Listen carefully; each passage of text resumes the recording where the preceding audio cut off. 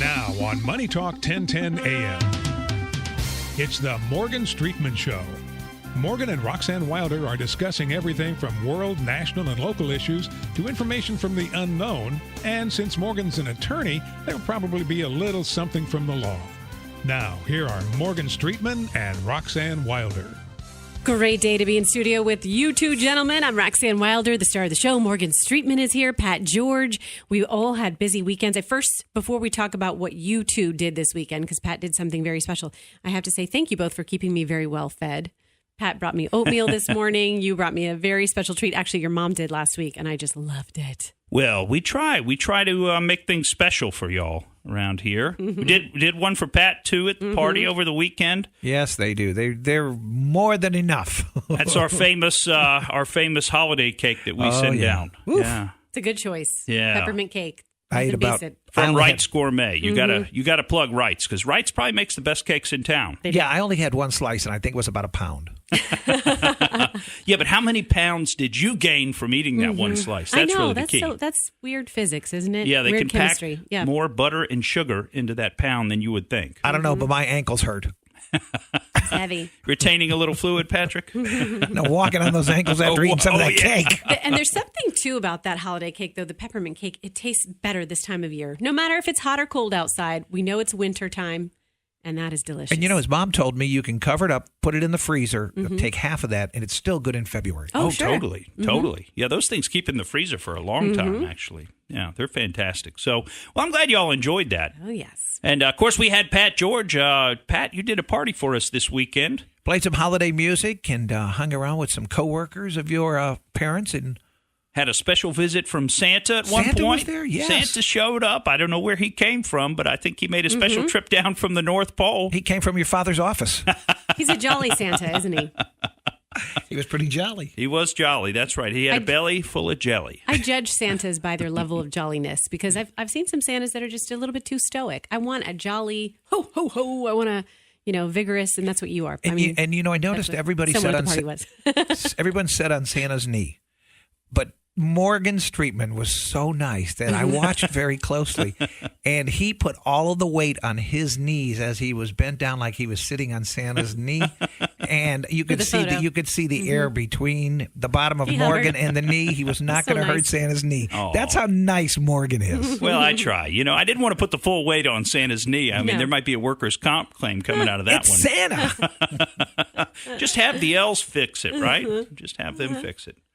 Well, I don't know how you guys spent Sunday, but I personally spent Sunday reading the James Comey transcript that came out over the weekend. I don't know if you heard about that, but James Comey was in Congress last week on Friday giving testimony to Congress for, I don't know, it was about 5 hours. The thing about Congress is they don't really get started very early in the morning. They start about 10 a.m., and, of course, they got to take a lunch break, and they got to take a break between each round of questioning, et cetera. So there's a lot of breaks and a lot of broken up situations in terms of not being able to necessarily finish the questioning.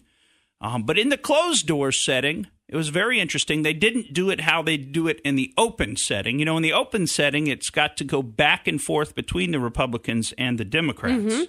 And that's, I think, largely why former FBI Director James Comey wanted to have his testimony done in an open setting because it essentially frustrates the ability of the questioners for one side to really get to what they're trying to get to because they only have little 5-minute periods. And you can always say that you're confused about what they're asking about, make them restate the premise of the question, make them restate a bunch of stuff, just like you see them doing it in all these public interviews. And then there's not very much time left to actually answer questions or have real questions asked. The 5-minute segments are like a tweet testimony. Yeah, like a tweet testimony. So it's a lot easier, I think, on the witnesses when they only have 5 minutes to face the other side, like the Republicans for James Comey. And then they get 5 minutes with their friends, the Democrats, and they get to kind of, shore everything up during that 5 minutes. And so the way it was done last Friday was they do an hour for the Republicans and then an hour for the Democrats. And so at least that gave folks a chance to ask more questions. But I can tell you, as a lawyer reading the transcript, I was highly frustrated reading the transcript. As somebody who's trying to understand and get to the bottom of something or get to the bottom of the facts, it's like swimming against the current with James Comey. Now, obviously, he's got a reason that he wants to behave that way, and his testimony has been characterized by a lot of folks, and we're going to share some of those characterizations with you today. Now, I've actually read the whole transcript start to finish, and I'll tell you, it's laborious. I'd recommend you do it if you have the time, but you are not going to be a happy camper when you get done. Okay, so we've got Morgan Streetman and his legal background, his legal expertise, being an attorney, and then we've got his level of intelligence and his diligence in reading this laborious document, the transcript, and then you have the rest of us. And we haven't gone into it. We don't have the mental capabilities to go into it like you do. And yet we're supposed to form opinions about this. So what do people do? They form opinions based on what the headline is on the mainstream media. That's right. And they take things like James Comey did a press conference. Now, one of the things about this testimony is, he was under subpoena and he was fighting to quash that subpoena. But there really is no basis for him to move to quash a congressional subpoena. So he was going to lose that fight. But nevertheless, the majority leaders made a deal with him, which I think was a little bit silly because I don't think you deal with people when they're being obstructionist. If you want to go to court and fight that battle, then fine. We'll go to court and fight the battle, and you could be subpoenaed here to testify. But they didn't do that. They kind of cut a deal with him and said, well, we won't talk about the testimony. And you have Trey Gowdy going on and on the major news shows about how it's improper under the rule of completeness to talk about part of a transcript and not the whole thing. That's just nonsense. It's just nonsense. It's what the media does all the time. They focus on points here and there. So this is what we get all the time from this type of testimony. And to suggest that there's anything wrong with doing it now that folks on our side want to point out things about how James Comey didn't answer questions, I think that's just silly, and it kind of shows how the majority is really kowtowing, or the Republicans are kowtowing to the Democrats, and that's why nothing's getting done. That's why here we are after 2 years, and we're still dealing with this. And you know what? The Republicans are about to lose power, so these hearings are about to end at the end of this month. The Democrats take over January 3rd. So all this power is about to be dissipated. Now, I want to go to some of the clips that we have, because we had some great characterizations of this, and I'm only playing for you the ones that I think are accurate, okay? So we're trying to give you, except we will get into James Comey's press conference, and we'll play some of that for you a little bit later, but we're only going to play these characterizations that we think accurately depict what went on Friday, and we're also going to dive into the transcript itself, and I will point you to line and page where you can find these individual things that we're going to reference in the transcript. And for our Out There segment, we're going to keep it rolling with James Comey, and we're going to have a little bit of fun. And Roxanne and I are going to do a little role-playing for you so that you can hear what it might have sounded like on Friday. Okay? We think that's going to be a lot of fun. Role-playing, I'm in. Exactly. I'm so in. Exactly. So, one of the people who commented on this was Daryl Issa, and he talked about the refusal to answer of James Comey so many times based on what the Justice Department lawyer was allegedly instructing him not to answer. And by the way, having read it, there were a bunch of times where they assert this broad privilege of, well, it could have something to do with something that has to do with this Russia investigation, as broad as it is. And that just went on and on. So let's hear from Daryl Issa.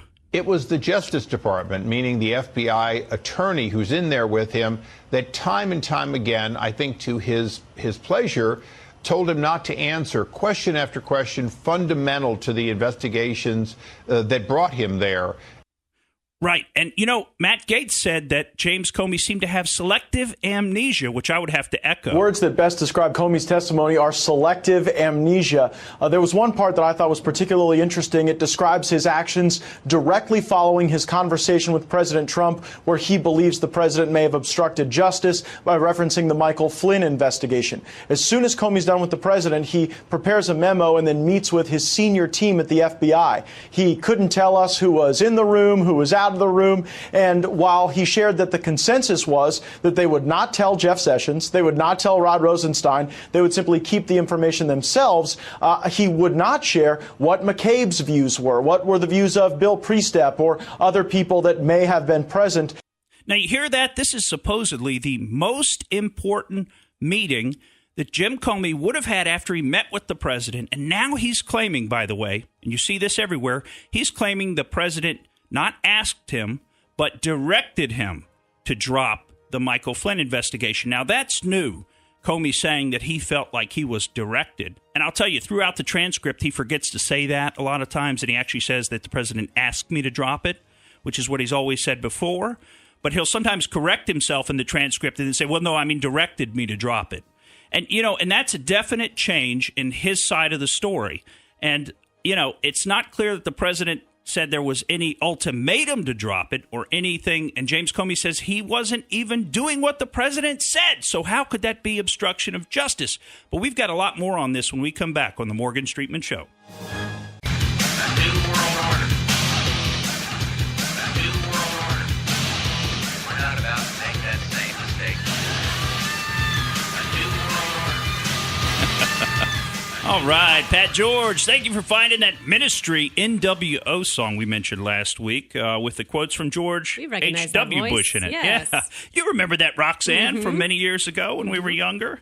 I remember that. That was like the same time the grunge music came out, Nirvana, and there were all those other bands like that were, I think they called that industrial. Right? Yeah, that sounded a little industrial, a little electronic. Too. Yeah.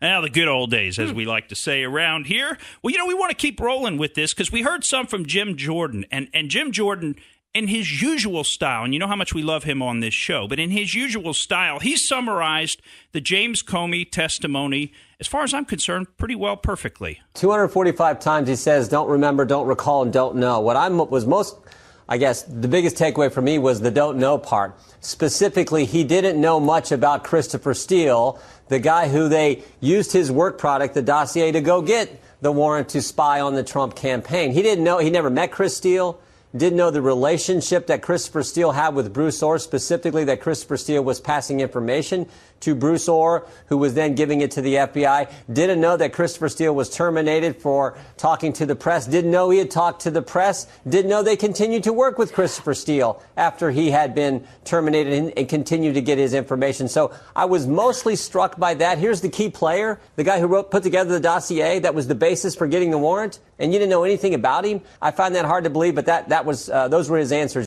That's right. It is pretty hard to believe that the FBI director had no idea what was going on. Now, he was so focused on the issues with General Flynn and President Trump asking him allegedly to drop the General Flynn investigation, but Comey never, ever reported those issues up the chain to a supervisor. So he didn't report it to the Attorney General, the Deputy Attorney General. He didn't report it to anybody up the chain, this thing that he was so concerned to write memos about and leak them to the New York Times. That meeting when he had with the president in February, where the president says, could you see your way clear to make sure Mike Flynn is okay? And Comey goes back and he memorializes that, becomes part of the Comey memos. He then has a meeting with his top people, McCabe, Baker, his top people. And I asked him yesterday, I said, why didn't you, if you're so concerned about this, you have to memorialize it. He later leaks it to Daniel Richman in the New York Times. If you're so concerned about what the president said, why didn't you share it with the Attorney General? Why didn't you share it with the top law enforcement individual in our government? You want to know what the answer was? Because he knew ahead of time that Jeff Sessions was going to recuse himself. That's what James Comey said. He knew in advance that Jeff Sessions was going to recuse himself. But now Jeff Sessions hadn't recused himself at that point. And at that point, the number 2 person at the Justice Department was Sally Yates. And, of course, she'd been fired for clear insubordination. And they had an opportunity to report it to the number 3 person. But James Comey couldn't even remember who that was offhand. And needless to say, they decided not to report it to that person. So as you get into the transcript, and we've got some citations to it, you'll see James Comey, Andrew McCabe, and his FBI buddies. And by the way, you got to read the part, and we'll tell you where to find it. The part where he says he can't even remember who was at that meeting or what positions they took in the meeting. All he can remember is the general consensus coming out of the meeting, which happens to be very self-serving, of course. But, it's just bizarre. If the President of the United States committed a crime in Jim Comey's presence, it's bizarre that Comey never told anyone above him in the chain of command. And Sessions had not recused himself at this point in time. Comey used a phrase in the hearing today. He called Sessions on the cusp of recusal. And that was Comey's basis for not telling Sessions what had happened. But when you only are speaking to your subordinates, it's a different thing than elevating something that you would think would be ripe enough for a critical decision. Now, when you've got the FBI director claiming that he doesn't know what's going on with his own subordinates, because that's basically what he claims. He doesn't know anything about how these investigations get initiated, and we're going to get into that. It's almost hilarious, and that's why we had to make it our Out There segment, because it's so crazy to believe that the FBI director wouldn't even know how his own subordinates operate. But apparently he knows enough about what's going on in other places, like at the top of the Justice Department, which, by the way, isn't the same thing as the FBI. He already knows the inside scoop there, that the Attorney General is already going to recuse himself, even though that decision hasn't been announced, even though we know the story was that Jeff Sessions made the decision and then immediately announced it, didn't even have time to tell President Trump first. Remember, President Trump had to hear it on the news, right? So that's, according to Jeff Sessions, that's how quick the decision was made, and then the news press conference was given, okay? But that's not what James Comey says. James Comey says that they already knew in advance, and boy, that brings up an issue that I've heard people mention before, and that is, was Jeff Sessions like a plant? Was he a plant in the Trump campaign from the beginning? And I tell you what, if he went into that job knowing he was going to recuse but didn't tell the president, I can at least understand why those folks are thinking that way. And, of course, it's very sad to think that way.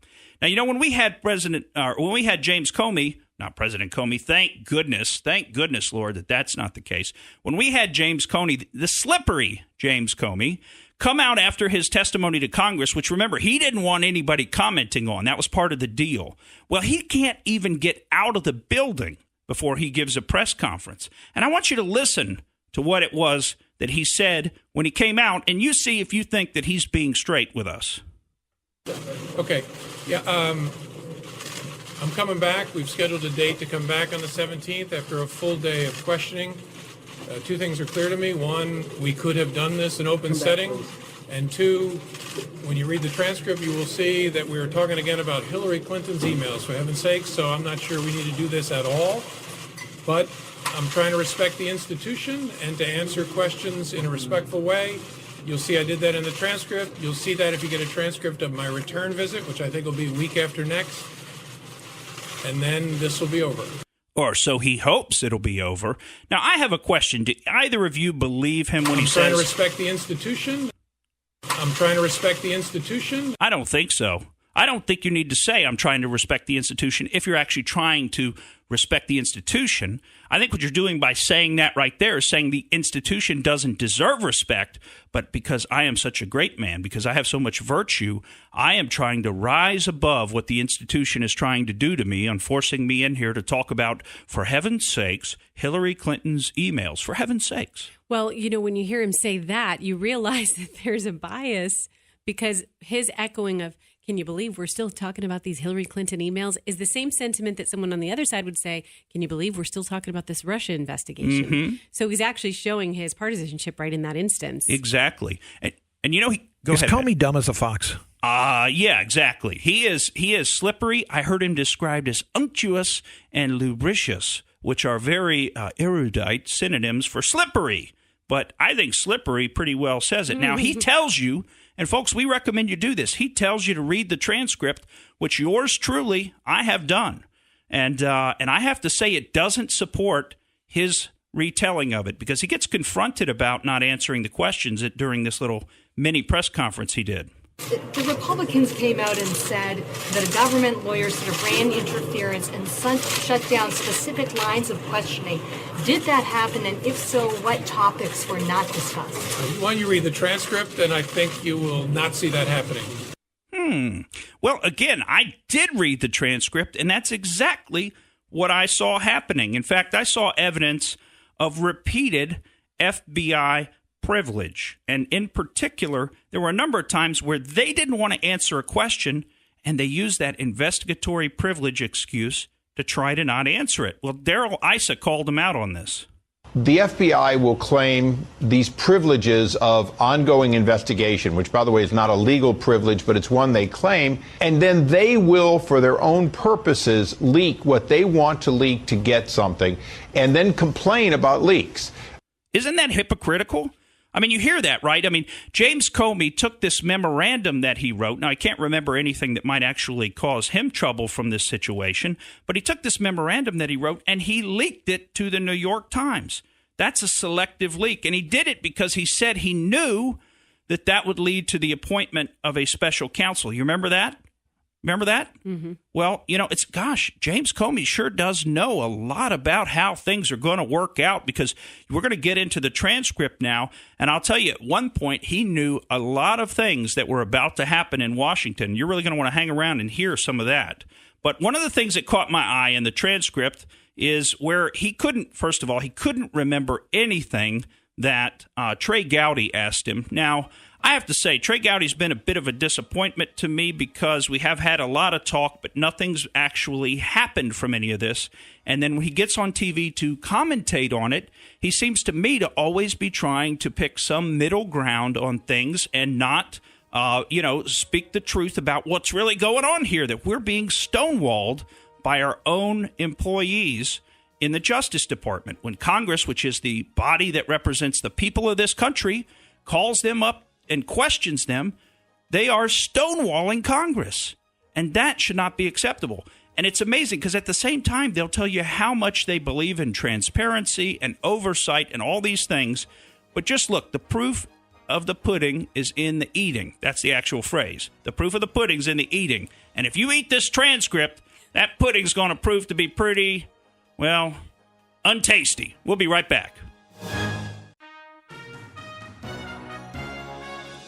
Welcome back to the Morgan Streetman Show. Roxanne Wilder with you. And we've gone through a lot of the information related to the testimony to Congress, James Comey's testimony, and decide for yourself. Do you think he's being dishonest? Do you think he's being disingenuous? Yeah, and we're going to tell you where in the transcript itself, if you want to write this stuff down, to go and find some of these examples that we pulled. And I didn't pull everything, believe me. It would have taken weeks to pull all the examples, and we'd need about 4 weeks of shows to go through them all. But I did pull some that I thought were particularly egregious. And for example, Chairman Gowdy is asking Director Comey about what was the factual predicate to launch the Russia investigation in July of 2016. And, of course, Director Comey is kind of shucking and jiving and trying to dodge the question. And Gowdy puts it to him very pointedly. And he says, sure, I understand the importance of your question. And Gowdy says, well, so you can't tell us or you won't tell us. And this is on page 29 at the bottom and over to page 30. And then Comey says it's both a can't and a won't.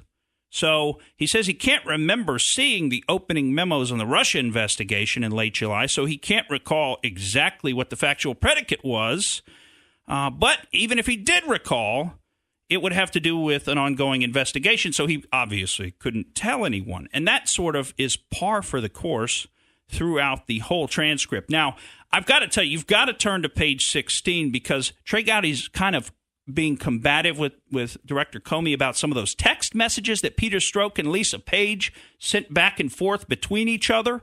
And I don't know if you remember all those, but one of them said, from Peter Strzok, he said, or maybe it was Lisa Page, either way, they were communicating with each other, and they were agreeing on the fact that Hillary should win the election 100 million to 0. In other words, that Donald Trump shouldn't even get a single vote. And so Trey Gowdy's asking him about this. Doesn't that show some bias somewhere? And Gowdy says, in the course of human history, has anyone won an election 100 million to 0 to your knowledge? Comey answers, in the United States? Gowdy says, anywhere. Comey says, I don't mean to be facetious. I can't speak to Stalin's reelection or Mao Zedong reelection campaigns. Gowdy says, 100 million to 0 is a lot. Comey says, sure. I'm not trying to be facetious, but I remember as a student, the vote in Soviet Russia was 99.9% too. And then Gowdy says, look, we'll get to Russia later. But listen to that.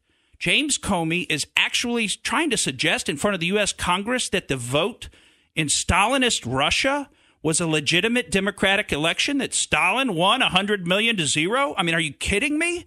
You'd be put to death in Stalinist Russia for not voting for Stalin.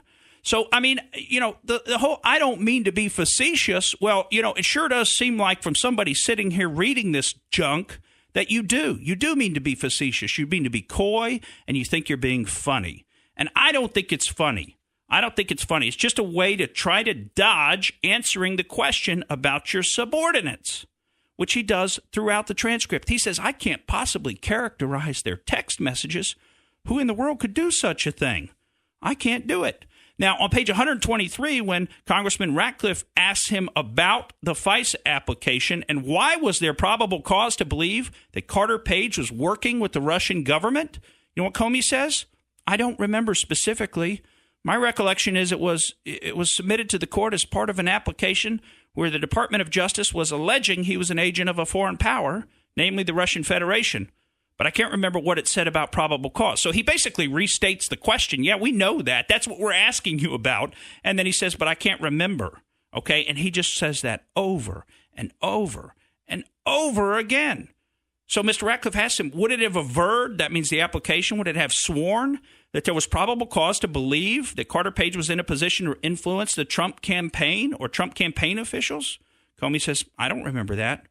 Mr. Ratcliffe says, but did you review it? Comey says, yeah, I remember reading it for the purpose of signing the certification that the FBI director has to sign. Now, I wonder what that actually means. I guess it means he didn't read it very critically. He just sort of flipped through it and signed at the end, right? I mean, is that what he means when he says, I remember reading it for the purpose of signing the certification? I mean, because to my view, that would mean you read it thoroughly and carefully so you could sign the certification. So you ought to remember some part of it, okay? This is only a couple of years ago. Give me a break. The guy's written a book about this. He can't remember anything about it. If you sit down and take the time to write a book about your life and an incident that happened in your life, don't you think you'd go ahead and think back about it and remember some stuff? Or don't you think you'd want to review some documents and stuff before you came in for your testimony? And I'll tell you, if you read the whole transcript, you'll see they actually do know the documents very well, because anytime anything is misstated in the documents, they correct the questioner. So they know those documents back and forth. But if they're ever asked about a document that they don't want to answer about, they either can't remember, can't characterize, or couldn't possibly know about it. And that just goes on and on and on throughout the whole thing. Like, for example, Comey was asked, and this is on page 111, he was asked about the court filings that were made in the Russia investigation, right? The FISA court filings. And now, Mr. Gowdy didn't say anything about FISA, but Comey pretends to be confused. He says, I don't remember any court filings. Oh, you're talking about FISA. Oh, sorry. Those court filings. Oh, you mean those court filings. You mean, yeah, okay, silly me. I thought you meant other courts, not FISA court. So in any event, he plays stupid, but he then admits that he certainly learned before the end of October that Christopher Steele was working for the Democrats. So he certainly learned that before the end of October, and he thinks he learned it as early as September. So that's the true date. It was September if he thinks it was September, because he knows exactly who Christopher Steele is and who he was working for. I mean, can you believe that the FBI director would not want to be involved in knowing about his organization investigating a presidential campaign? Are you kidding me? I mean, we know Herbert Hoover knew about all kinds of stuff on politicians and was directly involved in it. So it's not like the history of the FBI is to stay out of politics and for the director to not know anything about politicians. In fact, it's quite the opposite. And it was interesting because there were kind of two pieces to the testimony, although it's mixed up. There was the stuff about the Russia investigation, and again, James Comey can't remember anything about why that was started, who wrote the applications, what the basis of it was for, or anything like that, and certainly can't comment on the obviously biased text message exchanges by his subordinates. But there was another piece of the questioning. It's the only one he wanted to focus on afterwards, and that's the Hillary Clinton email scandal.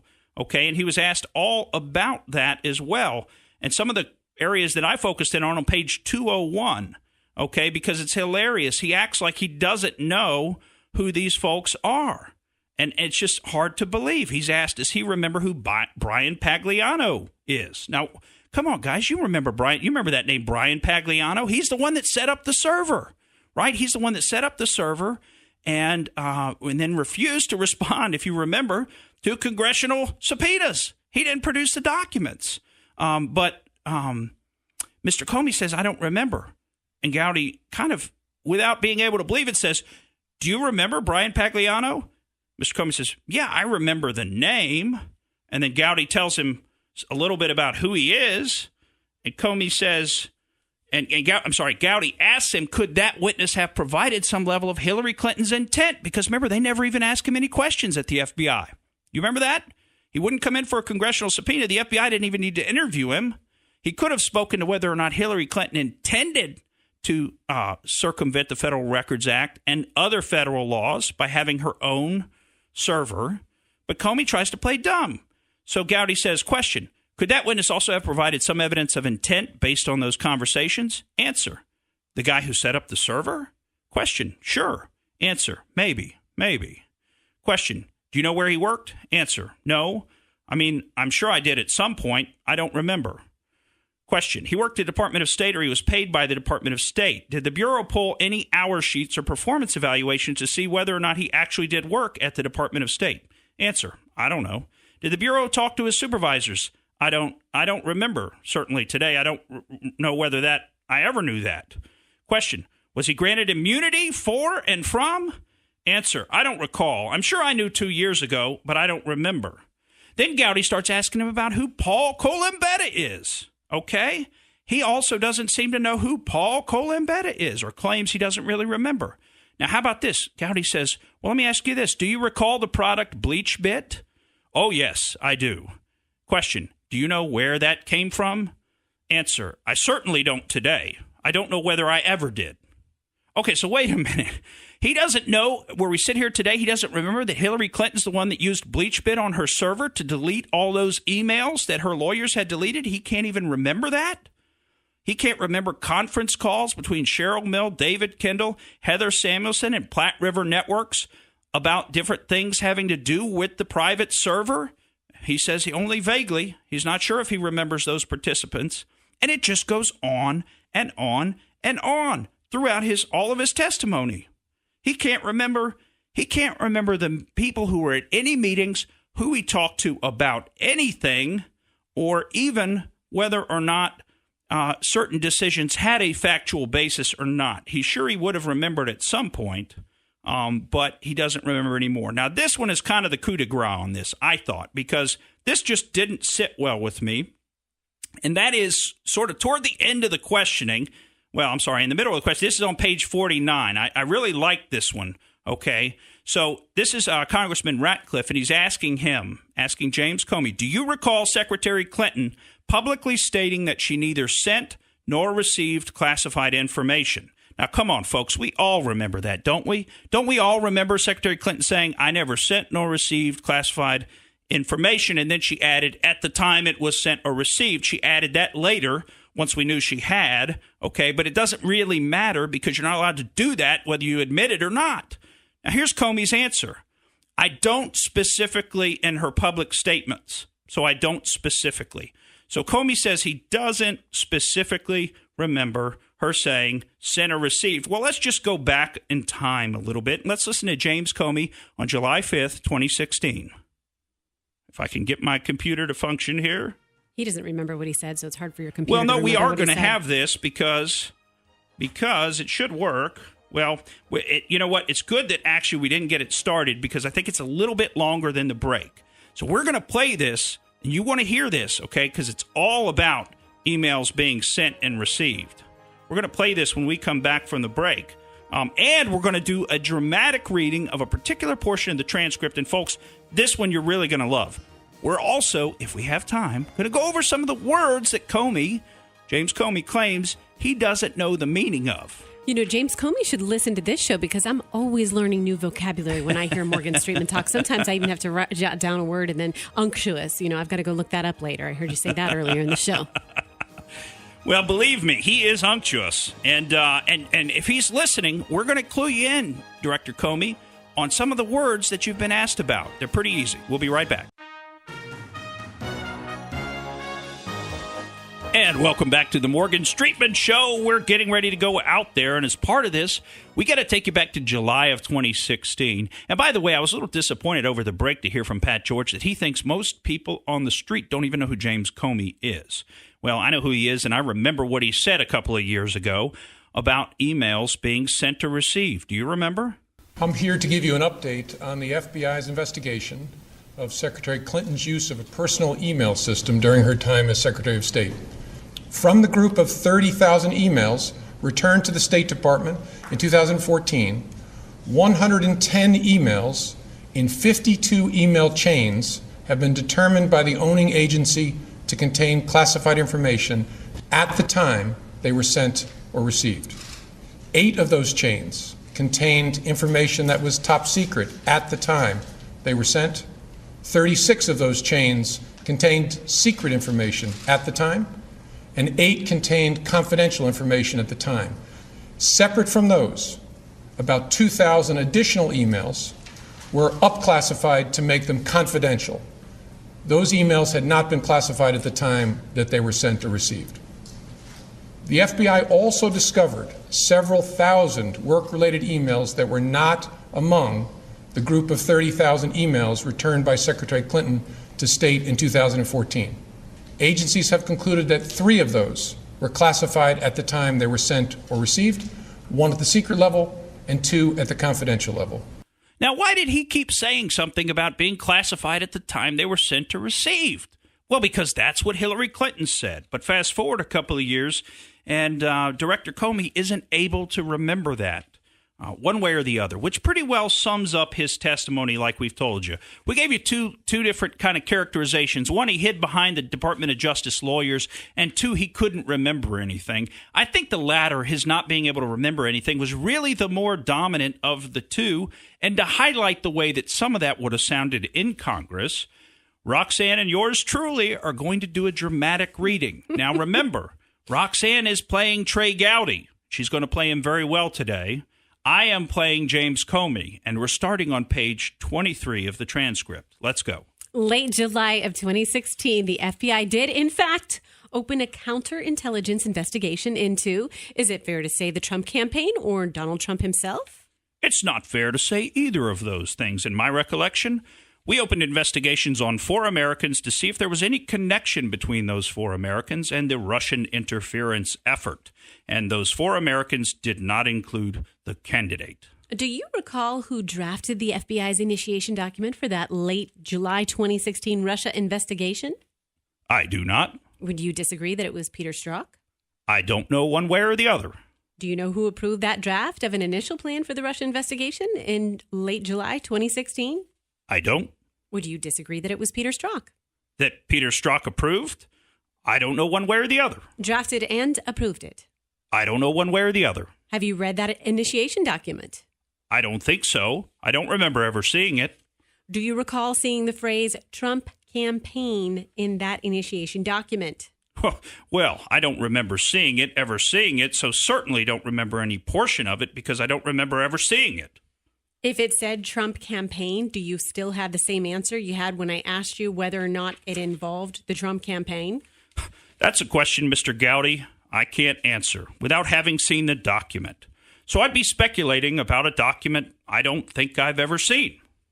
Well, I want to be fair to you and make sure I understand your testimony. You did not read the FBI initiation document that launched the Russia investigation, or you read it and do not recall what it said. I don't remember ever seeing it. How does the FBI launch counterintelligence investigations? What documents are required? I don't know for sure because it's open far below the director's level. But there's documentation in criminal investigations and in counterintelligence investigations to explain the predication for the opening of a file. That is, the basis for the opening of a file. Who at the FBI has the authority to launch a counterintelligence investigation into a major political campaign? And would that eventually have to be approved by you? I don't know, for a variety of reasons. I've never encountered a circumstance where an investigation into a political campaign was launched, and so I don't know how that would be done. And so that's my best answer to that question. And that's the end of the part we were reading, folks. But can you believe that? I mean, his FBI did open a counterintelligence investigation into a political campaign, and here he is telling us that he's never encountered such a circumstance where that's happened. And he doesn't know how counterintelligence investigations get opened, who's responsible for them, what documentation they require, what documentation might be in this file specifically. I mean, exactly what did he do as director of the FBI? He sure sounded like he had an attitude. An attitude of, I don't remember. And it was worse than that because, and now this was funny, because only when the Republicans were asking him questions could he not figure out what simple words meant. Simple words like insidious. Now, insidious means having a gradual or cumulative effect, okay, such as the insidious growth of a disease in a population. You don't necessarily notice it before it becomes apparent. And that is a word that is commonly used. But on page 21 from lines 5 to 7, Comey claimed he doesn't know what that word means. How about page 28, lines 12 to 14? Comey claims he doesn't know what the word collusion means. He doesn't know what the word collusion means. I mean, it's only got one definition: secret agreement or cooperation, especially for an illegal or deceitful purpose, acting in collusion with the enemy. Well, that means if all the headlines he's reading, he doesn't understand the context of those headlines, because that's in tons of headlines that you read nowadays. How could he be? This one I love, because this is hilarious. Now, on page 112, line 16 to 17, he claims he doesn't know what the word obligation means. Now, why does Morgan love this one? Because he later uses the word obligation when responding to the Democrats, of course, on page 132 at line 17. And he says, I don't know whether there is a legal duty. We certainly consider it an obligation because of our trust relationship with federal judges to present evidence that would paint a materially different picture of what we're presenting. Used it in a sentence. Busted. You do know how to use that word. How about this? Page 136, lines 19 to 25. He doesn't know what the phrase any information collected means. He doesn't know what the phrase any information collected means. I mean, are you kidding me? This guy was supposed to be the director of the FBI. In the context of being asked about Christopher Steele, he doesn't understand the use of the phrase, quote, use his information. That's page 196, line 12. He doesn't know whether he would describe Secretary Clinton's, quote, intent as an element of the crime he was supposed to be investigating. That's pages 197, 198. And he doesn't know what Andrew McCabe meant by the words FBI efforts in an email that Andrew McCabe sent to James Comey. In fact, he couldn't remember hardly anything about what that email could possibly have meant.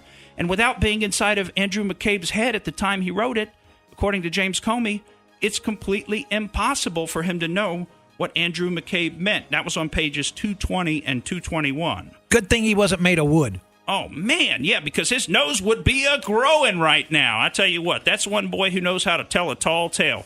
Well, folks, thanks for joining us on the Morgan Streetman Show. I'm Morgan Streetman, and that's the way I see it. Thank you for listening to the Morgan Streetman Show. We hope you enjoyed what you heard, and if you did, please click like and subscribe to help us out. And don't forget to exercise your brain at least once a week.